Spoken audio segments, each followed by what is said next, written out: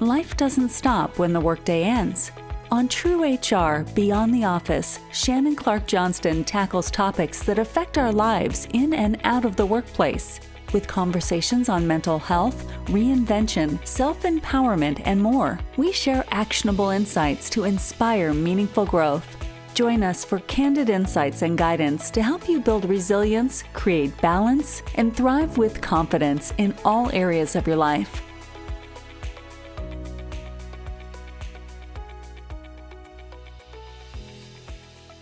Today on True HR Beyond the Office, we're diving into a therapeutic approach called Brainspotting.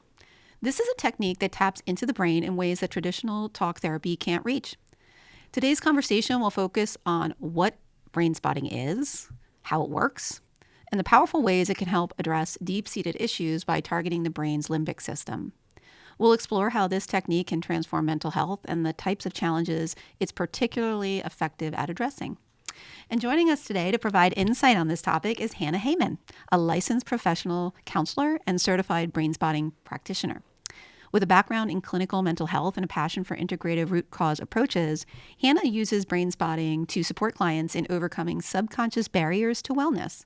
Through her private practice, Evolutionary Wellness in Manasquan, New Jersey, Hannah works with clients to create lasting change by combining mind and body care.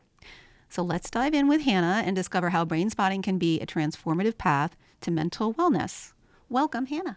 Shannon, thank you so much for having me. So excited for you to be here. When I tell people we're going to talk about brainspotting on the podcast, they're like, huh?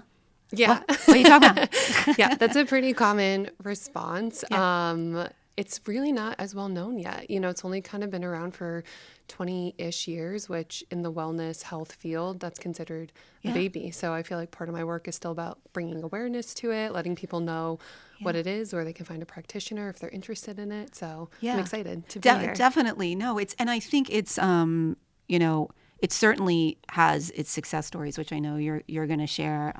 But I really, personally, I believe strongly in mental health wellness. But I've only had been exposed before I learned about you to traditional talk therapy. So maybe if you want to explain, if you could, really what brainspotting is, and then how does it compare and contrast to traditional talk therapy? Absolutely. So many people are familiar with traditional talk therapy, and there's obviously been a very big push in recent years to bring about better mental health awareness. And I think we've done a really good job with that, especially through social media and podcasts and just through people sharing their own experiences with talk therapy. I would say talk therapy has now become pretty mainstream. It's actually really interesting to me now when I hear someone be like, oh, I've never done therapy. And I'm like, really? Yeah. In 2024? And you've never even tried? Like even, a little unofficially you've never tried, just because that's how progressive and commonplace it's become, which is great. That's true. And so really the difference between talk therapy and brainspotting, well, there's a few pretty big key differences. One of which being how these different modalities activate the different parts of the brain.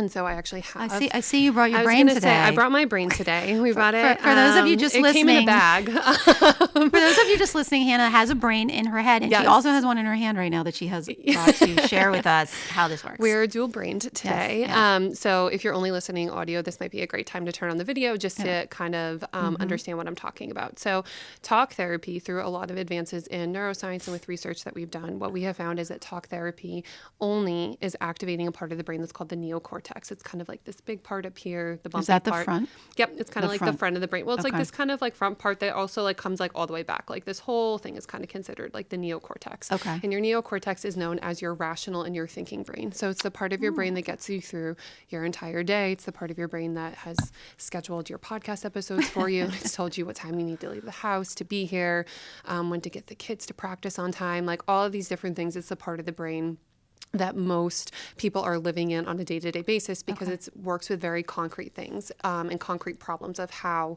why, when, and kind of answering those questions. So obviously talk therapy, if it's activating this part of the brain, it's really great for people who might be feeling a certain type of way, whether it's anxious, depressed, maybe if someone is battling with symptoms such as like PTSD and it feels very overwhelming and confusing to them. Talk therapy is such a great tool for them to understand the concretes of their mental health problem for them, such as, how did I get here? Why is this happening to me? What are my past experiences that might be contributing to and making sense of how I've developed this way of thinking, feeling, and behaving?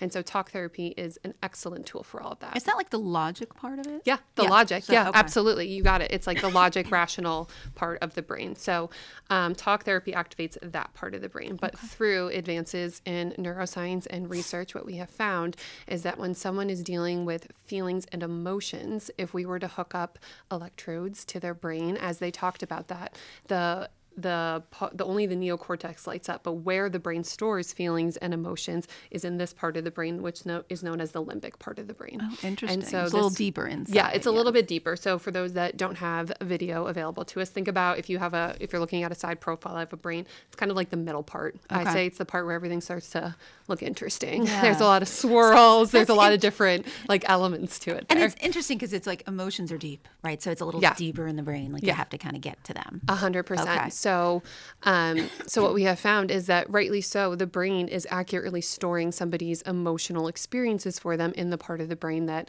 quite literally holds onto and processes feelings and emotions.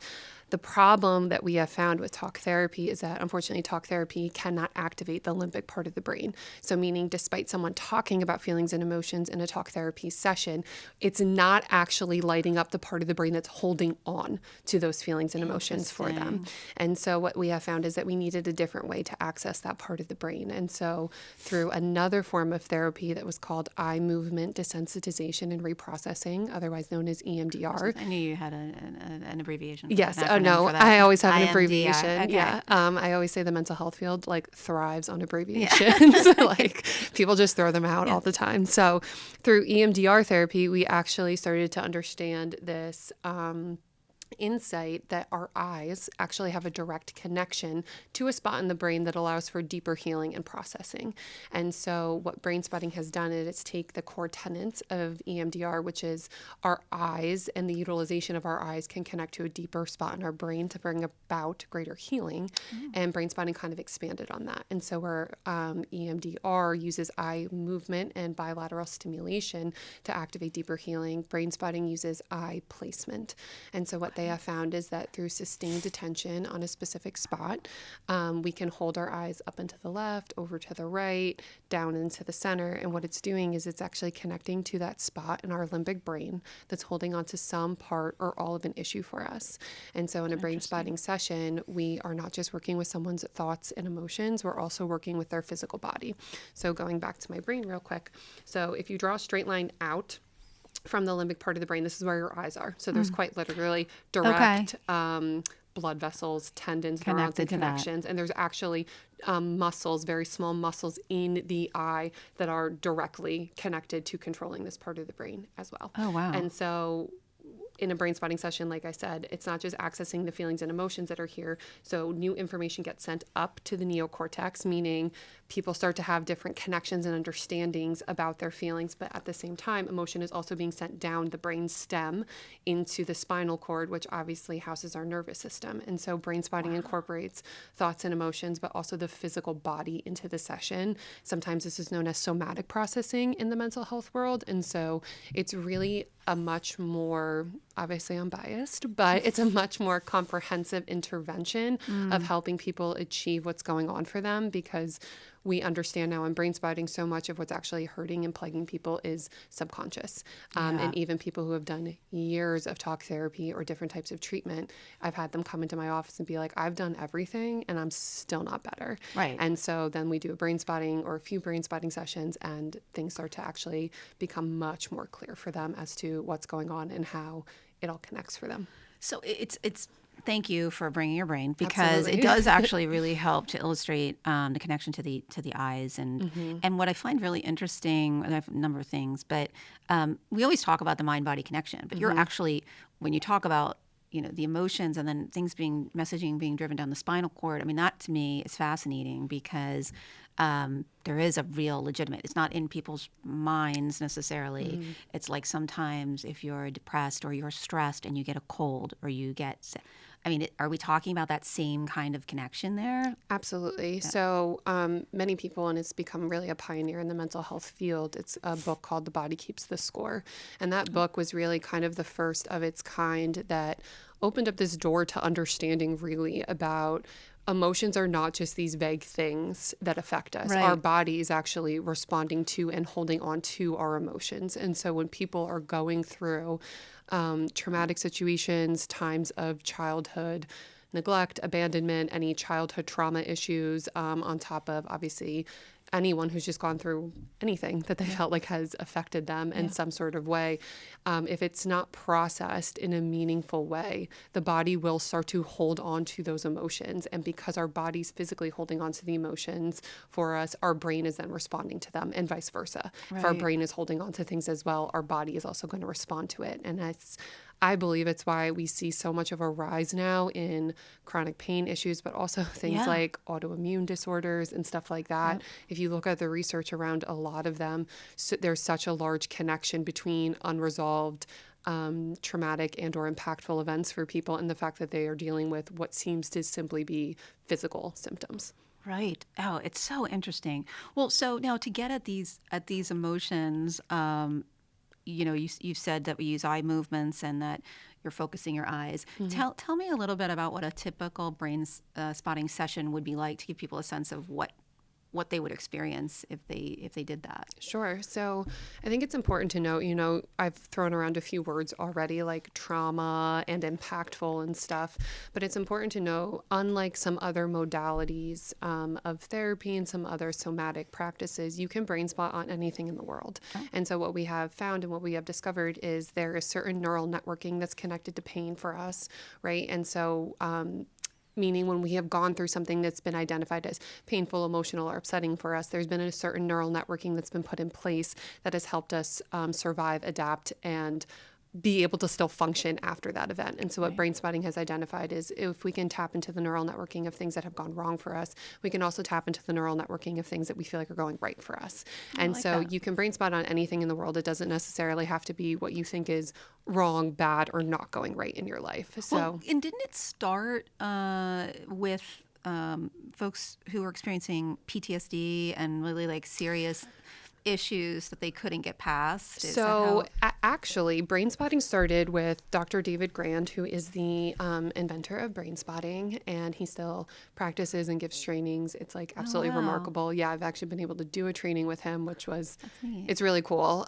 So he was actually doing the eye movement desensitization and reprocessing therapy with an ice skater. And this ice skater, she was operating in the competitive world and she couldn't land this jump, and nobody could figure out why she couldn't land this jump. And so she was sent to Dr. Grand to do this eye movement therapy. And as I mentioned before, in EMDR therapy, there's this component of bilateral stimulation. And so in his sessions, he was holding his hand up at eye level for the ice skater, and he kind of was just moving it slowly back and forth, and she would follow it with her eyes. He discovered anytime his hand got to a certain point, her eyes were doing this interesting, he called it a wobble.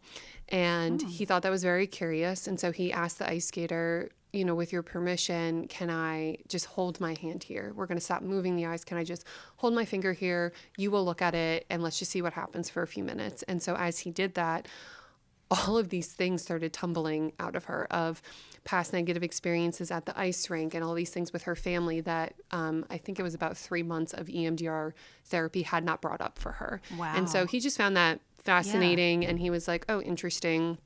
The session ends, and as the story goes, she goes to practice the next day and she lands the jump and she doesn't have an issue again. And so it actually wasn't necessarily being utilized for what that ice skater identified as a cognitive trauma issue at the time. It was more of this, I believe, from what I understand of the story, this frustration of, I can't land this jump and I need to land this jump. And so it was actually a performance issue if you really look at it. Right. And so when she reported back, the next day I land the jump, that's really when Dr. David Grand was like, I think we're onto something here. And it's maybe not eye movement, it's this placement. And what does that do?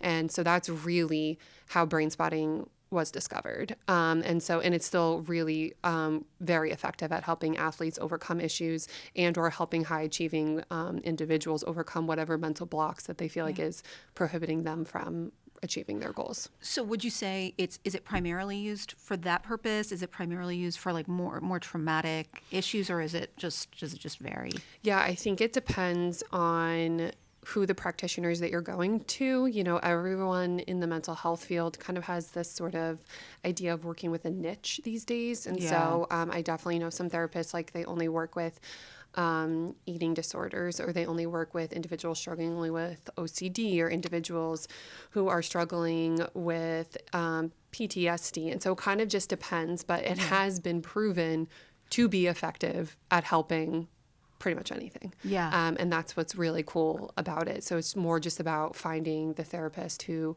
has a working knowledge and understanding of your presenting problem, and then has a really good embodied understanding of how brain spotting can be utilized to help you overcome that. That's interesting. So, because I don't think people think of traditional talk therapy as I'm going to go to traditional talk therapy and work on my performance, and right? It's like you're usually going with a problem, like with an issue. Correct. And I would say probably more people, I've probably seen hear this more, is people want things out of their lives and then they feel like they can't get them. And the reason they can't get them is usually what's identified as the mental health issue. Well, I want a raise and a promotion at work, but I'm too anxious to talk to my boss about it. Or, I really want to move out of my parents' house. And it's like, okay, well, what's keeping you from doing that? And it's like, well, I'm depressed. I can't keep a job, and therefore my finances aren't good. And so I would say, I could probably make a case for most things in life are actually a performance issue. And it's just more identified as it's a mental health thing that's actually prohibiting them from the performance. Yeah, it strikes me there's a lot of talk about limiting beliefs, in like the world of self-help and resilience and things that I'm interested in. And it sounds like it could, whatever that limiting belief is, right? Like if it's related to your performance, if it's related to your life and deep-seated issues, it sounds like it could be helpful. So back to the actual appointment. Right. What would somebody experience, go through? How would they start in the process, and what would it kind of look like for them? Yeah. So anyone can come in. So the way that I do it, and people, any practitioner kind of does this differently, but the way that I usually operate is I have someone come in for an initial intake session. And that's really, I kind of look at it more as like a get to know you session. So prior to anyone even coming in for the session, I let them know brain spotting is part of my clinical approach. So if you are only looking for talk therapy, I understand and respect that. That's personally not how I believe people get better. And so I'm not interested in doing that work with people. So whoever is coming into my office for that intake session, they already have an understanding of like, okay, she's going to do it. Yeah, she's going to do and talk to me about this thing that I've never heard of and maybe sounds like voodoo magic that I'm not totally sold on, but but it's happening. Maybe she's the only one who answered the phone, so I'll try it with her. So at the initial intake session, we kind of go over what I call someone's cognitive history, because again, I have a full understanding that people have this rich history that's in their subconscious, both in their subconscious brain and in their deep body. So the first session for me is really just to gather what cognitive information somebody has about themselves and their presenting issue. And it's really of an opportunity for them to just kind of, meet with me, get comfortable to the way that I talk, my sense of humor. I definitely interject it into sessions when appropriate, to see the office and really just get like a chemistry. Yeah, absolutely. And really just get a comfort for the office. And so then after I take the client's cognitive history and cognitive understanding of their presenting problem, I then talk with them about brain spotting and what they can expect from it. I walk them through what the first session may feel like. They can begin brain spotting as soon as the second session with me. And so what that looks like at the second session is a client can come in. The way that I start a session is I ask them, what is it that you want to work on? I'm a very big believer, and brain spotting works off the belief that the brain and the body already knows what it needs to heal. So despite what was talked about at the first session, maybe the client is comes in and they are talking about unresolved childhood issues, and they know that they're there, and it's unresolved issues with mom or dad, maybe with the whole family, and they just really feel like it's affecting them. When I go to the first brain spotting session and I say, what do you want to work on? If they say, oh my God, I'm so pissed off at my boss today, guess what? That's what we're working on. We're not going back to what maybe bothered them a week ago, because today they're in a completely different headspace, and this is where their brain is. So that's what we're going to work on. So I always throw it to the client about what is it that you want to work on. So whatever topic they pick is where we go. We talk about it for about 5 to 10 minutes. And then as they're talking about it, because our body holds on to emotion for for us, the body's going to start physically responding as the emotion is being discussed. And so as we're talking about it, after a certain point in time, I'll say, what are you noticing in your body as you talk about this? And it's not always a big reaction. Like for some people, they'll say, oh my gosh, my jaw is so tight. Other people are like, my heart is pounding out of my chest. But I've also had answers of my left earlobe feels like it's throbbing. And I'm like, Okay. all right, if that's where it is, that's where it is. funny. There's no wrong answer to this. But it's kind of about more just bringing the client into awareness of where their body, we call it activation, is maybe holding on to the emotional activation for them. So we talk about the issue for 5 to 10 minutes. We locate what's going on in the body. And then we rate the issue for them on what we call the subjective units of distress. We call it a SUD scale.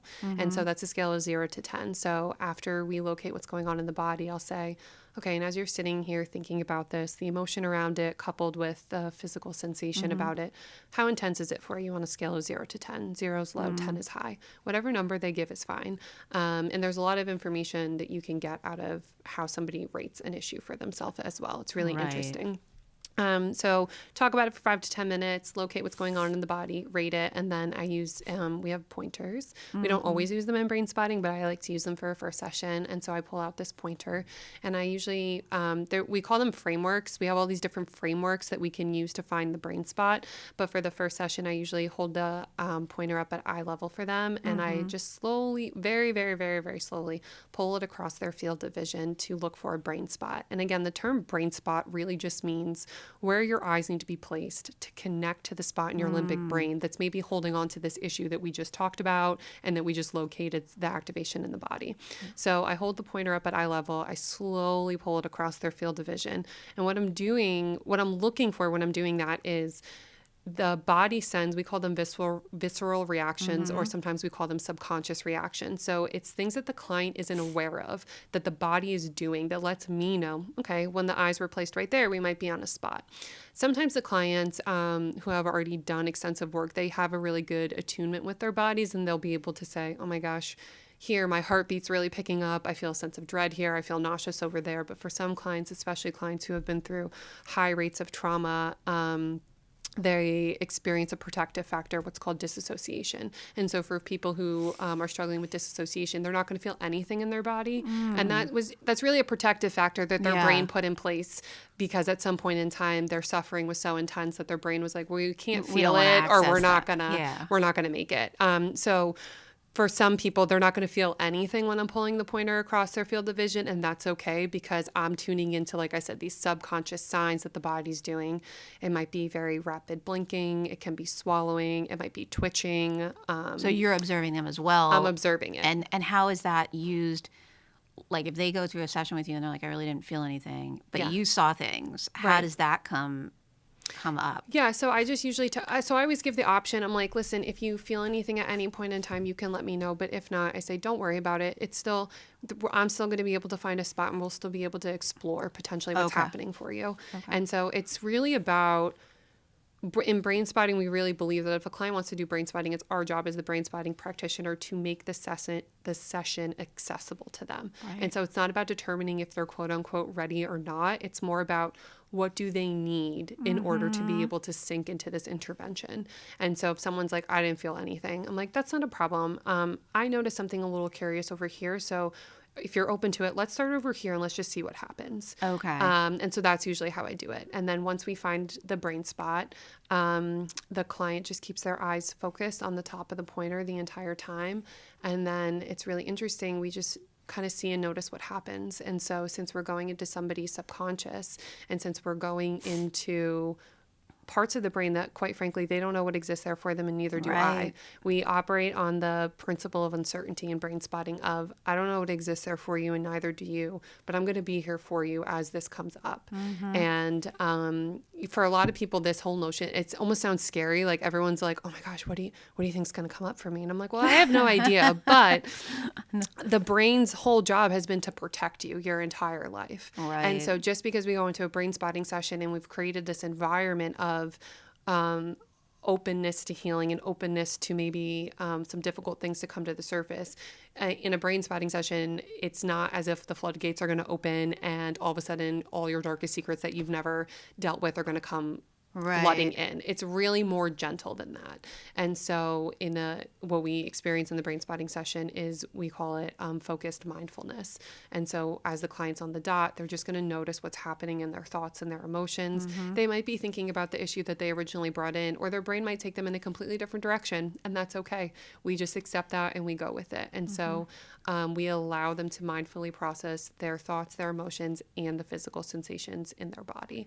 So if they don't feel anything in the session, or they say they don't feel anything, and they leave, your office, is it possible for them to still sort of process it, right? And then how does that look? I mean, or I guess it's really anyone who goes through it. Are they processing after the fact? But particularly people that don't maybe present as having access to anything. Is it something that they're going to wake up in the middle of the night and be like, oh, wow, I'm really feeling this? Yes. So we do know that there is continued processing after a session.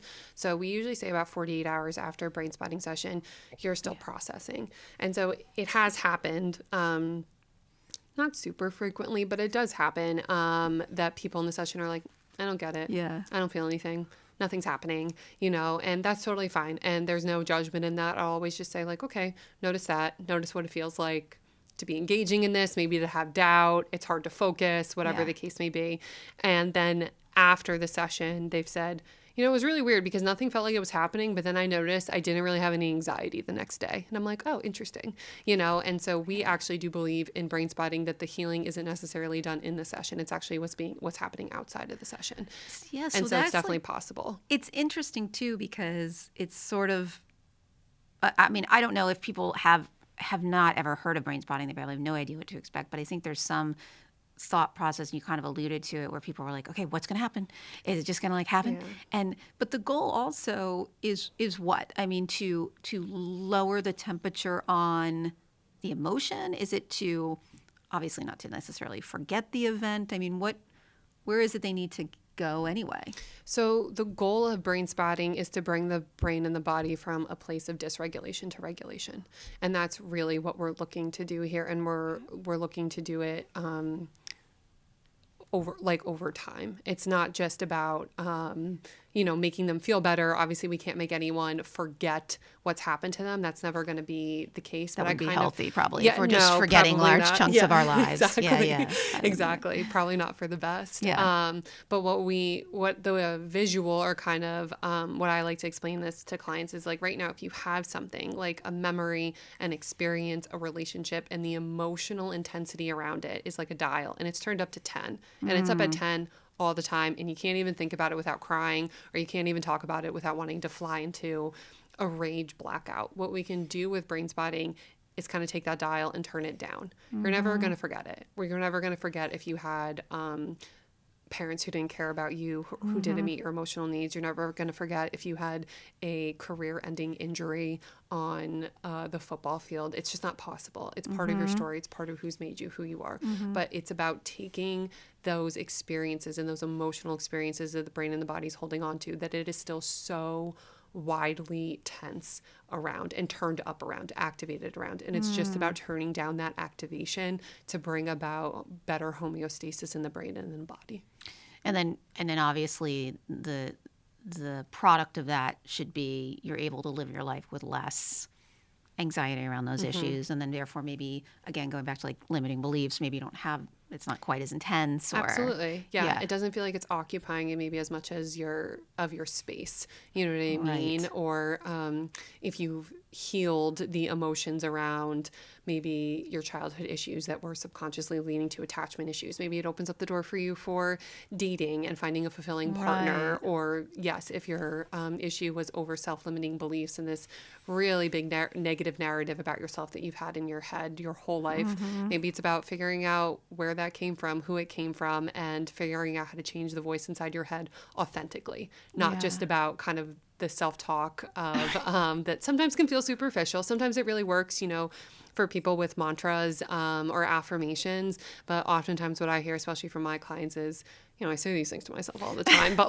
I don't believe them at all. It's not working. Exactly. What brain spotting can do is really heal where the negative conditioning came from in the first place and help you develop an authentic, more positive inside voice. And I could see too, I think some of these narratives, as you say, they've become who we are. And it may be hard for people to access them because, well, if I'm not the person with mommy issues, then who am I, right? Like that's who I know to be.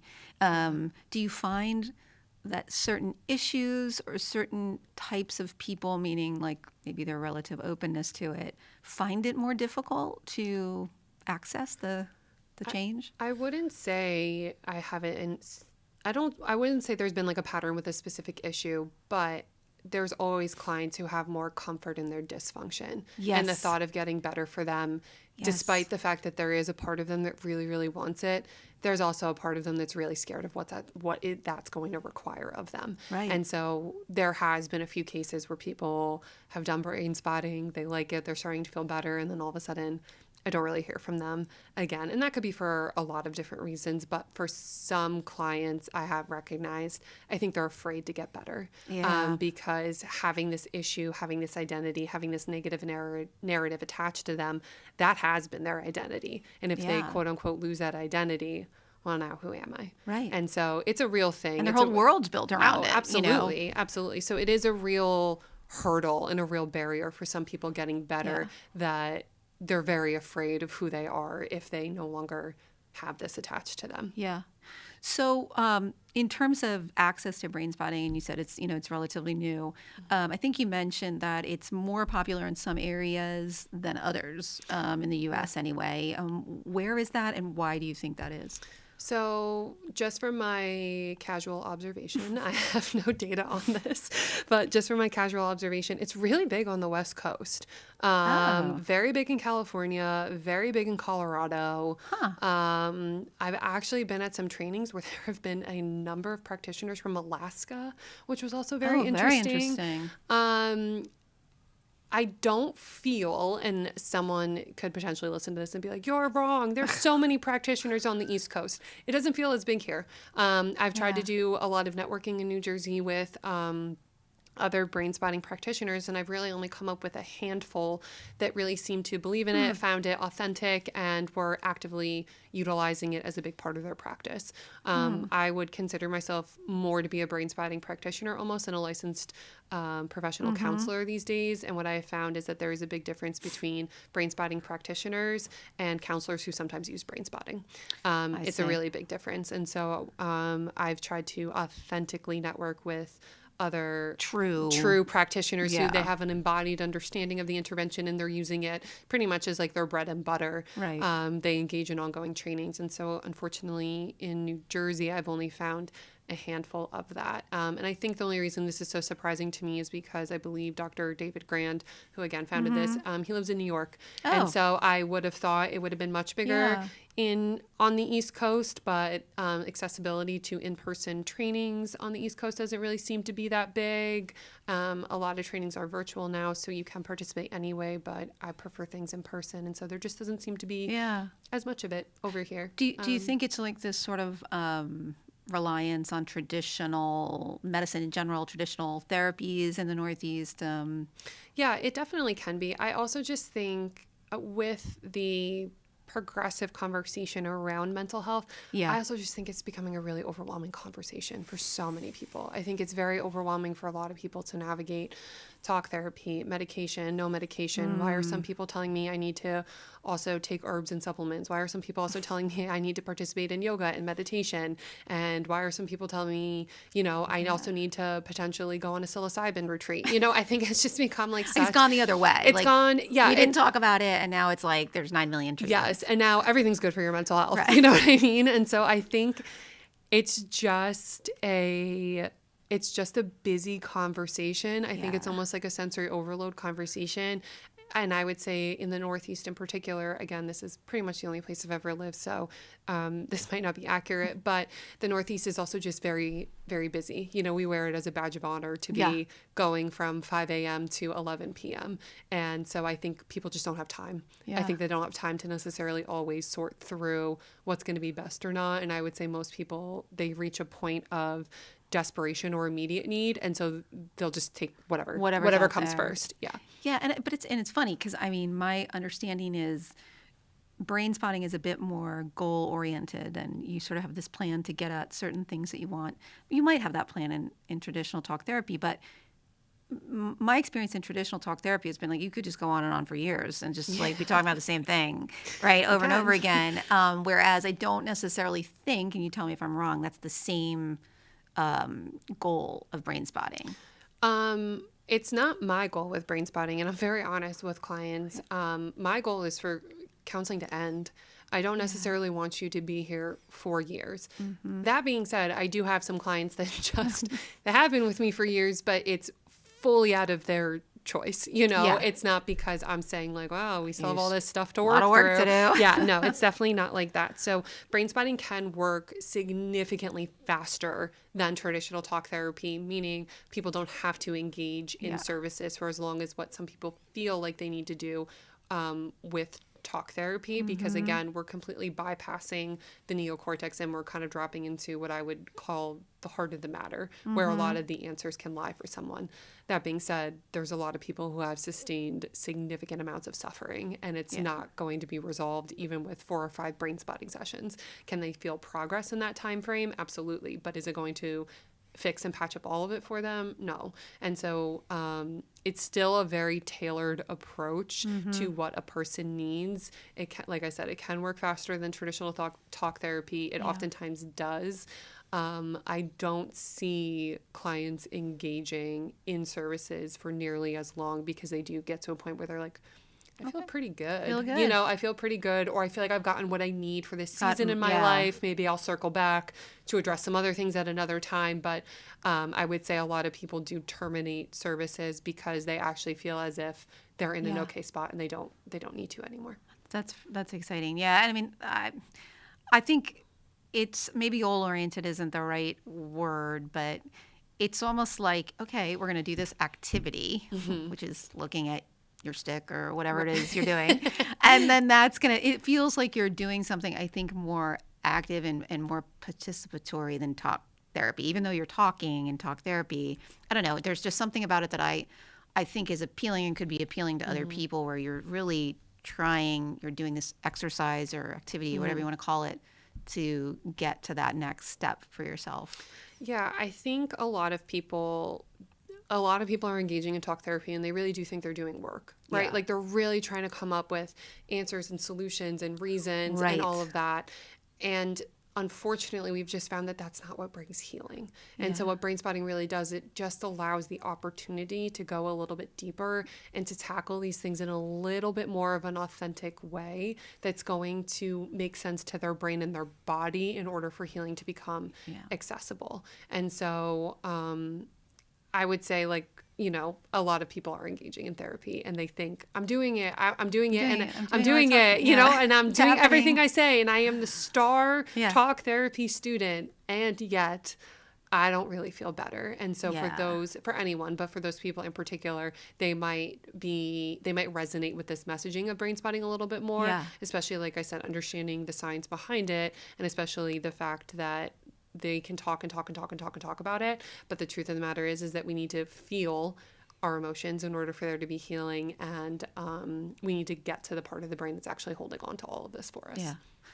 I love that. I love your brain. Thank you. Both brains. And so I always like to leave a couple of quick tips for the audience. So if there's someone out there, or more than one someone, who's interested in brain spotting, wants to look into it, what are some recommendations? What should they be looking for? I think you alluded to a little bit of this at the beginning, but what would you say would help them get the most benefit out of finding a provider and potentially participating in this? Yeah, so I would recommend anybody who's interested in brain spotting to go on brainspotting.com. They do have a website, and on the website there is a lot of resources that they can access. There's some videos of Dr. David Grand speaking about brain spotting, speaking about it in a much more scientific way than what I just did. Well, I don't know. You had a brain, so that seems pretty sciencey to He does me. too. He has the brain and the pointer in his videos. And on the website as well, they actually have a tool where you can look for brain spotting practitioners in your area. There is a distinction between trained in brain spotting and certified in brain spotting. Trained in brain spotting means an individual might have just taken, there's multiple phases to the training. So trained in brain spotting might mean someone only took phase 1 or phase 2. They might have just partaken in just one of the trainings. Certified in brain spotting means someone has done minimum phase 1 and phase 2 brain spotting, and they have done a minimum of 6 consultation sessions with a brain spotting consultant in order to reach the level of certified. And so that distinction is on the website. So if someone is wondering, what does that mean? Trained in brain spotting and certified in brain spotting. It's just a little bit different. But you can find practitioners in your area. And then you can also go on YouTube, and my website, evolutionarywellnessnj.com, also has some resources up there as well. Some case studies just comparing brain spotting with other modalities, as well as some of the videos as well. Awesome. Well, I was going to ask you how people get in touch with you, but that's Yes. great. You beat me to it.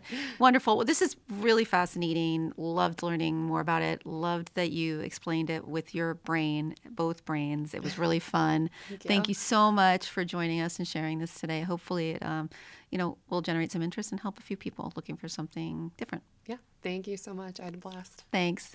Okay. And we're out. Thanks for tuning in to True HR Beyond the Office. We hope today's episode inspired new ways for you to find fulfillment and purpose in your personal and professional life. If you found value in our conversation, let's keep it going. Follow us on social media and visit us at ShannonClarkJohnston.com to explore free tools, resources, and more about our speaking, coaching, and consulting services.